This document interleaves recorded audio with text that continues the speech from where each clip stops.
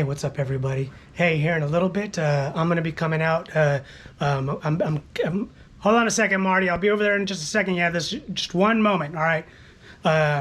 Yeah, I needed to just tell them something real fast because I don't want them to get misled.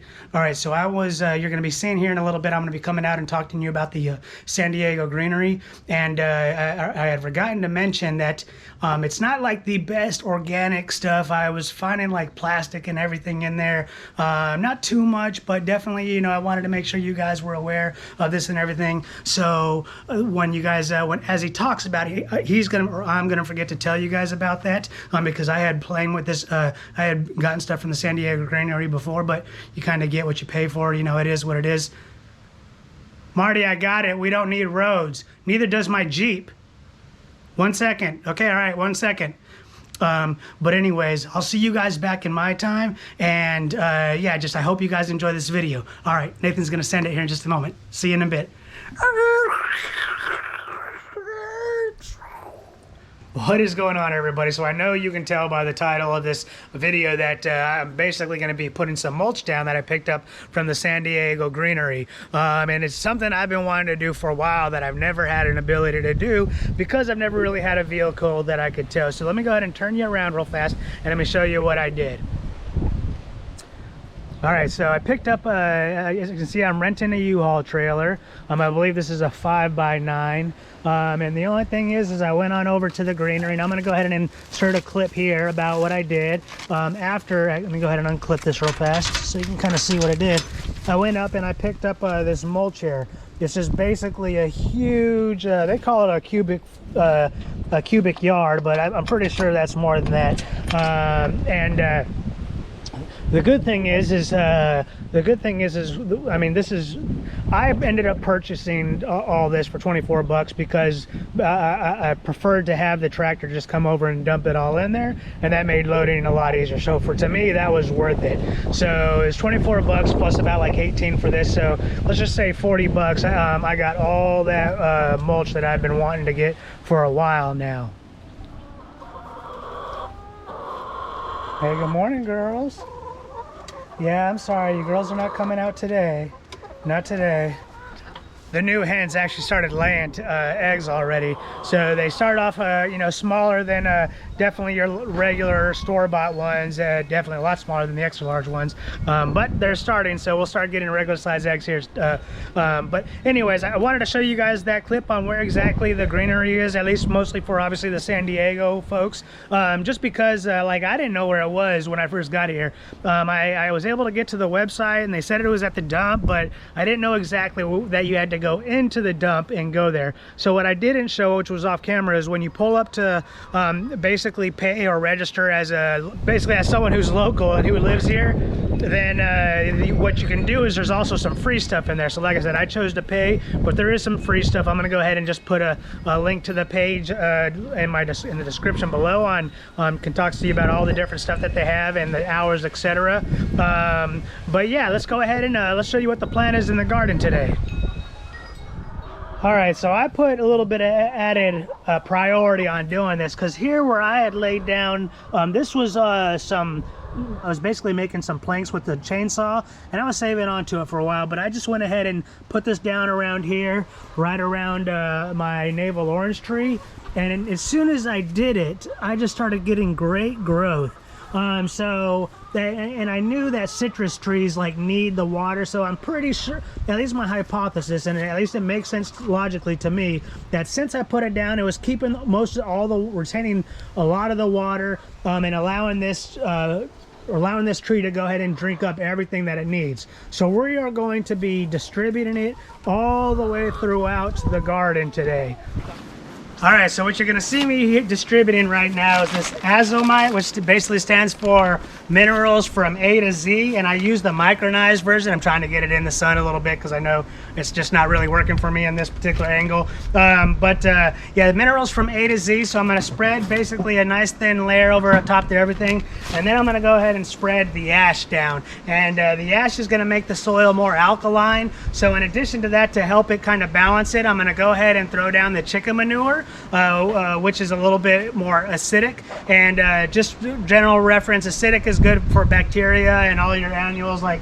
But once I make it more fungal dominated, that's a more alkaline soil. So I'm hoping that putting some of the ash down with some of the chicken manure and then covering it with the wood chips will kind of make it, you know, at least help Mother Nature balance everything out. And that's pretty much just how I like to do my fertilizer, which is I don't use the water soluble stuff like Miracle Grower and everything, and just spread it out so that the plants become dependent on the water soluble stuff that you provide them. I give them all the minerals and all the nutrients that they need, and then put everything there for Mother Nature to go ahead and break it down and make it available for the plants as they do to kind of build those different life structures. All right, let's send it.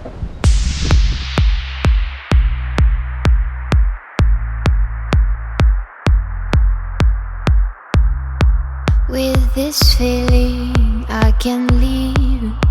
I'm working and I'm dreaming. Will you dare to give it all up and walk by my side?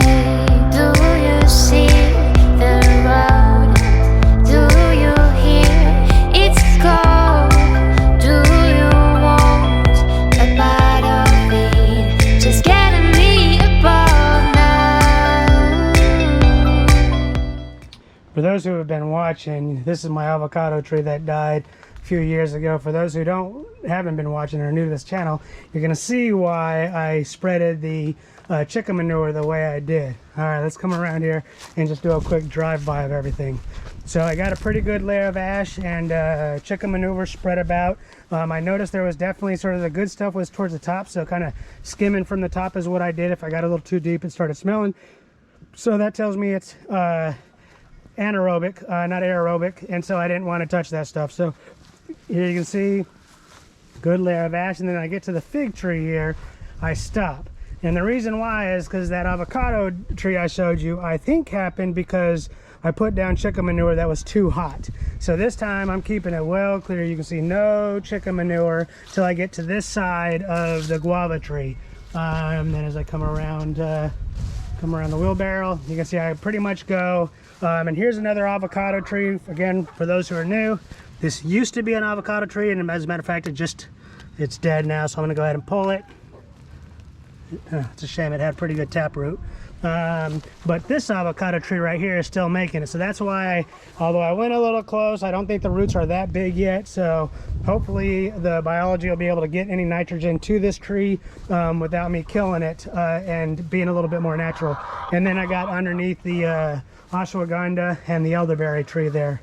And then over here, where I knew to kind of stop is where I started seeing sort of this light brown. I just felt that was probably where that's where it definitely started to smell a little bit more and where it was hot. The good news is, and let me get zoomed in right here, and you can see the worms. I hope you can see the worms there. It's kind of hard to see if I can see it here, but they're moving all about. And there's crazy amount of biology within this manure pile, so it's in there doing its thing. But went ahead and was able to go ahead and put a good layer of manure around here and around here. I'm being careful and mindful not to go above the graft because that was the other possible hypothesis on the avocado tree, is that I started building up the soil too high around and it got above the grafting, and that's what may have killed it. And then here on the mango tree. So the next step now is just to go ahead and start putting layers of wood chips down. So I'm going to go ahead and get a few, just start getting bucket loads and bringing it back here. All right, let's send it.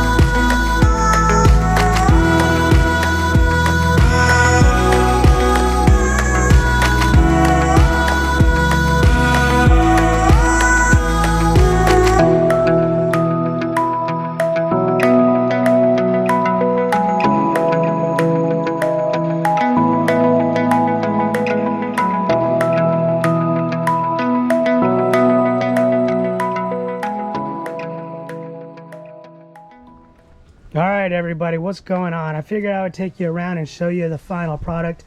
My battery died for some reason, like someone was using it before before I was using it earlier, even though I had it fully charged. But you can see here, I went to up here, at least in this section, I went up to where the chicken manure compost is still going. You know, as I said, I was sort of skimming off the top, so I'm going to let this go ahead and season a little bit more. Hey girls, what you girls doing back there? How you girls doing? All right, I'm just doing a video. I know you're all cooped up. I get it. I get it. But I basically went around just to this section right around the coop, because really the trees I'm not too worried about there. I'm trying to make sure the water is good for these fruit trees up here. So yeah, there's a couple of areas where I made, although in one area I decided to, prioritize putting wood chips down, and I pulled up all the arugula and everything over in the section by the peach tree. In this section I just decided to try to work around it, because we got some good green onions and everything, and the arugula and all that. Yeah, here's the final product, just as I walk you around. And what you'll notice that I was trying to do is every time I would finish with the tree, I would try to just open it up around there. And we are in pretty dry climate here in San Diego, but still, just to try to prevent I hear you can get some root rot, so I'm trying to, as a matter of fact, I'm noticing I got to go around some of these trees and clear them back. But yeah, it just looks a lot better. And hopefully the goal is, the experiment is, will these two dwarf trees here in about a week or two start to produce foliage like the other one was? It may be 3 weeks is how long it took, I forget, but 2 to 3 weeks is the experiment length. And then I finished right here. And the reason why I finished here is because you don't see it well, because it's kind of clogged up, or at least covered up by the rocks and everything. That's my French drain, so when it rains too hard, so that's why I did not cover that up. What's going on, everybody? So that's going to go ahead and wrap up this video. I had a good time enjoying and making this kind of silly video. I hope you guys enjoyed it, found the humor, if you stuck along with me. But the next couple garden updates I'm going to have going is I'm actually going to be doing some compost tea. It's getting warm enough during the day to where I can go ahead and do the compost tea, where I'll be getting warm enough to really get the biology going. So I'm probably going to start that tomorrow. I brew my compost tea for 5 days, so you probably won't see it maybe until next week or maybe the weekend. We'll see. And then the other thing that I want to do is just kind of give you guys a garden update, because it's been a little bit since, and I'm starting to get some foliage. The foliage is already starting to come in here at the end of February, and that's just the great thing about being here in San Diego, as far as for gardening, that is. Pluses and minuses. But anyways, thank you for watching. I hope you enjoyed this video, and I'll see you on the next one.